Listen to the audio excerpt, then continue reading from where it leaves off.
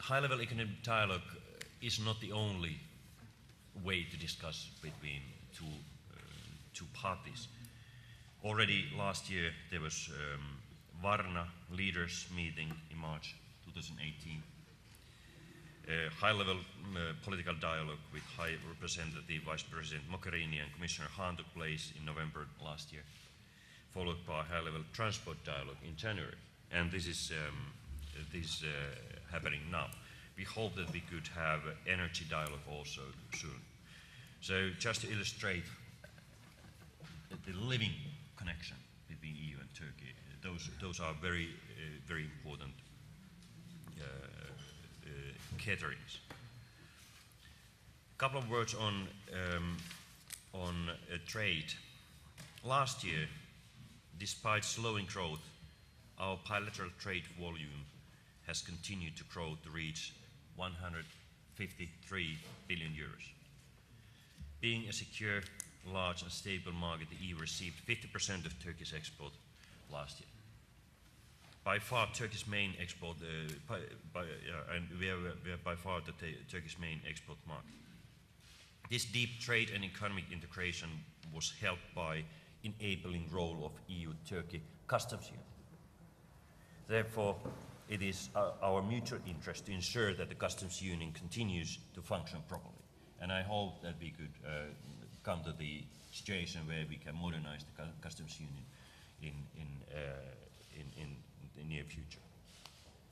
Turkey is also an investment base for European businesses in the global supply and production chains. In the last decade, on average, the EU provided 2/3 of foreign direct investment targeting Turkey every year.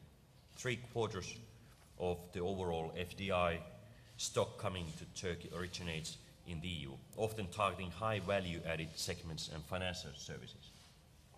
Similarly, Turkish direct investments are largely concentrated in the EU, confirming that the EU single market of more than 500 million people is a natural primary target for Turkish businesses. So, Minister, dear Berat, I will conclude by saying that we have been following very closely your work on economic reform program for 2019-2021. There are few very interesting and positive, lots of positive, but few I want to raise positive elements, namely the plans for increasing funds for research and development. This is exactly the right thing to do. We have to do the same in the EU. Also, improving the education system is a very fundamental issue for the economy in the long run, but also in short term. We also believe that improving the rule of law, ensuring freedoms and independence of judiciary and professional and impartial public administration must be part of improving the investment climate. Given Turkey's reliance on external financing, increasing business confidence is crucial to maintain and increase Turkey's attractiveness of foreign investments and stimulate more local investment in productive business. Turkey has a good track record of being pragmatic, doing things, not only speaking things, and keeping a good grip on the national economy. So we believe that also this time around you will recover fast and reform your country to become more resilient, but also attractive for foreign companies to operate. Very nice to be here. Thank you very much. I would like to thank you very much, Jyrki, about your comments.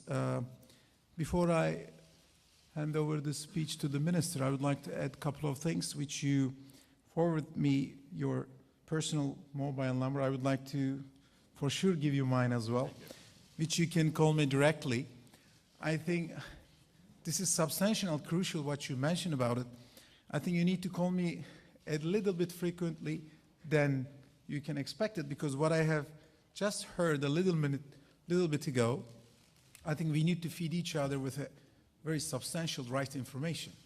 because what I have heard a little bit ago, the Turkey-EU relationship is crucial, but what is more important, we need to feed each other in a very right, direct way, because some of the information you have provided, we need to clarify a little bit, because what has happened in Turkey recently, especially after July 15 coup attempt, which was one of a kind thing, not only history of Turkish Republic, but for the centuries of old history of Ottoman Empire as well. Turkish people not only sacrifices hundreds of peoples of their lives, but thousands of them wounded at night. But maybe moreover than that, millions of them were on the street to defend their not only future, but democracy, but the future of their children, all of it. So following that period of time, Turkey fight a lot to defend the future and democracy of its nature, which has created very significant suffering for every single person in Turkey, fighting with numbers of terrorist organizations, including the war next door in our region, which you know about, and not only in Iraq, but Syria, including PKK, PYD, YPG, Daesh, ISIS, whatsoever. And implementing this strategy, which Turkey has no life sentences in Turkey, try to survive this rule of law and not even forget the single day, one single day, and rebound its democracy in a much stronger way in the last 2-3 years. And not only help its region, but also EU and its relations, including the refugee crisis, which you know about, which Turkey hosts more than 4 million refugees, one of a kind, the leading country in the world. And having this dialogue and contribution to the global economy, European Union as well, some promises, unfortunately, has not kept still anymore, including the contribution of this, helping this, refugees, 3 billion, plus visa liberalization and updating customs union, this and that. The thing is, where Turkey arrived right now, especially our corporation, it's getting much more strategic than before. But we need to recognize this. Turkey is not the Turkey anymore comparing to 1990s. We need to understand and listen to each other in a very much open-minded way, which I do believe that you have much more this understanding maybe any other person around you, especially nowadays Europe increasing tensions about this nationalistic moves, radical moves, whatever, the political tension right now rising in Europe.